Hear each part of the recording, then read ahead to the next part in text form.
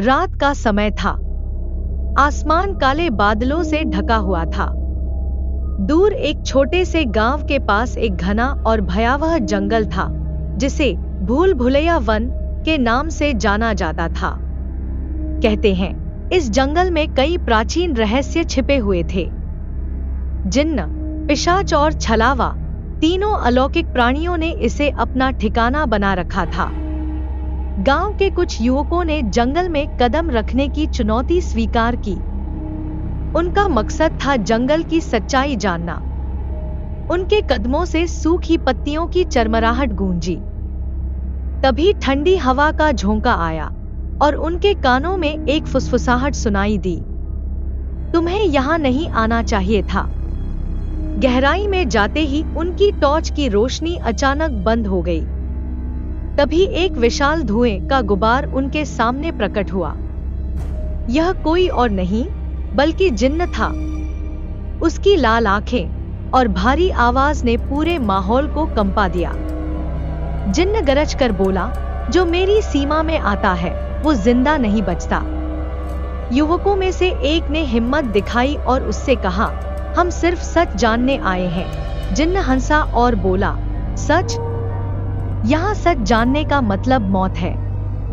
जिन्न अभी पूरी तरह अपनी शक्ति दिखा ही रहा था कि एक अजीब सी ठंडी लहर फैली।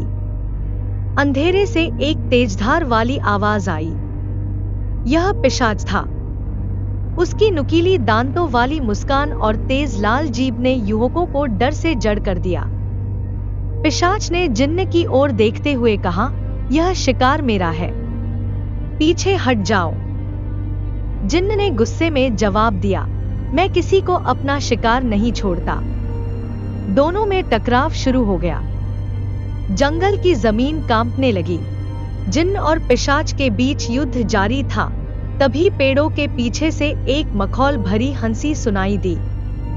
यह छलावा था, जो अपनी मायावी शक्तियों से दोनों को छकाने लगा। छलावा ने अपनी शक्तियों से जिन्न और पिशाच को भ्रम में डाल दिया। जिन्न को ऐसा लगने लगा कि पिशाच ने उसे खत्म कर दिया है और पिशाच को लगा कि जिन्न ने उसका अंत कर दिया है। युवक इस बीच डर के मारे भागने की कोशिश कर रहे थे, लेकिन छलावा ने उन्हें अपनी शक्तियों से घेर लिया।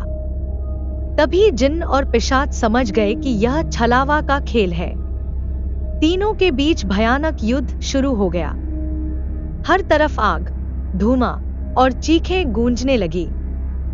सुबह हुई तो जंगल एकदम शांत था। युवकों को बेहोशी की हालत में गांव के पास पाया गया। उन्होंने गांव वालों को पूरी घटना सुनाई, लेकिन किसी ने यकीन नहीं किया। गांव के बुजुर्ग ने कहा, यह जंगल अभिशप्त है। यहाँ जो भी आता है वह मौत और भ्रम के बीच खो जाता है। कहते हैं, उस रात के बाद जंगल से तीनों प्राणियों के भयावह चीखने की आवाजें हमेशा के लिए गायब हो गईं।